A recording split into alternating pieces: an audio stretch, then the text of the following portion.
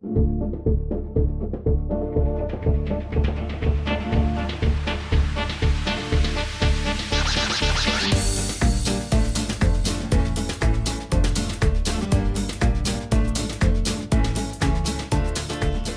idea for Mossley Light Festival emerged really out of the popular traditions for the Lantern Festival that had been held in Mossley.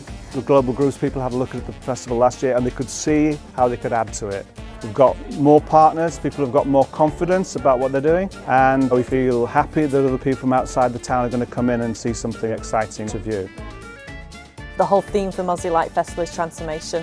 We've got this idea of a dark evening being transformed by all these lanterns, but also the tempest that goes at the front transforms from these mischievous devils through to beautiful ocean dancers. And then you've got the journey of Constance Winstanley, who is our giant puppet. At the beginning, it's all nature and bulbs and leaves, and she is a little girl. And then she goes into the industry section, and there's cotton buds and cogs, and she is an adult woman. And then she's an older woman, and we've got light bulbs that kind of represent new technologies, and she's much bigger, much grander, and that's Constance's journey. There are around 16 lead artists working on this. We've got all the commissions happening as well. People applied to create something specific for the Mossley Light Festival. Lots of different backgrounds, ideas. I mean, we've got so many different techniques happening. 这个我们做的主要是一个中国的传统瑞兽龙，它是瑞兽之首，我们用这个彩灯的形式来把它表现，主要就是这样。This is the old woman. This is her skirt. She's going to be 4 metres high, I think, at least. I've done a lot of willow work before, but never made a giant structure that's moving. I don't feel like it just benefits me. I can take these skills back to my town and teach other young people, and obviously we're running a carnival in Rotherham, so we need to learn a lot of this stuff for ourselves. We're not going to get 3 done in the time. So there's a woman called Iola Weir, and she's making the middle one. We found that the sort of wire and fabric look of things would fit better with the middle part of the story, which was the industrial age. So basically we've got a puppet on a centre pole and it's all rigged, so you control the hands with your hands, your feet control the legs, and it just built off one body. There's been a series of community workshops happening here. It was a slow start at the beginning. There weren't many families coming, and then I think as the words got out, they've got more and more popular. As you saw tonight, the place was full. I've come here today with my son Oliver. I've never really made anything like this before, so nice to do something different.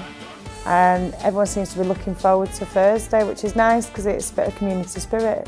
Today I've been making a light bulb. I really enjoyed today, especially the gooey bit. Now my hands are all sticky. Look.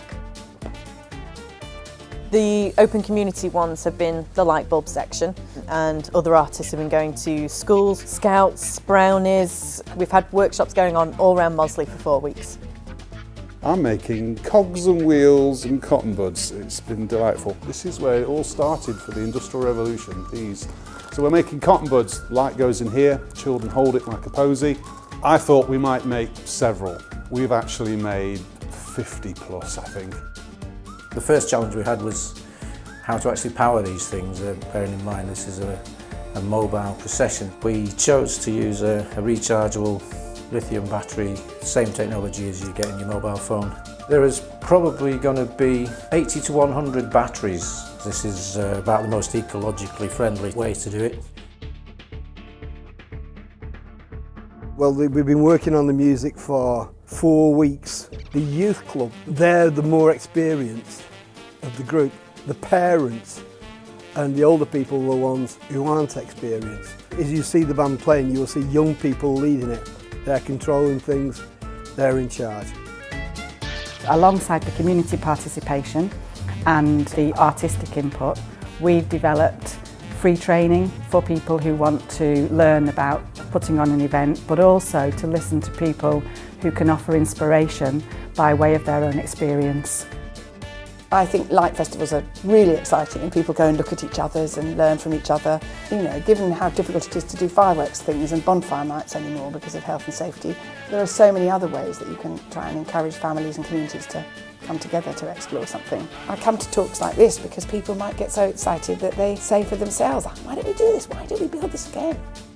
I decided I wanted to come to the training days, A, because I do like to learn new things, but also because I wanted to support the work that the Vale are doing.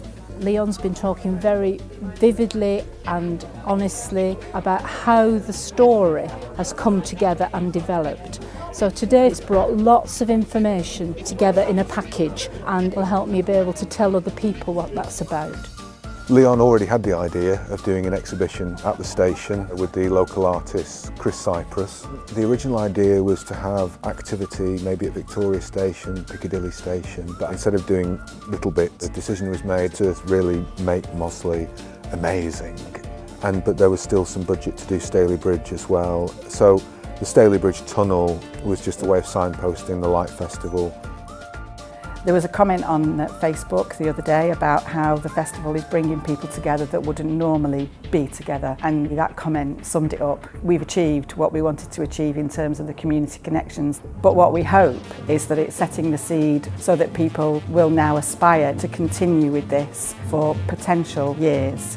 I think Carnival's kind of unique in that way. It's not one person working in a studio by themselves.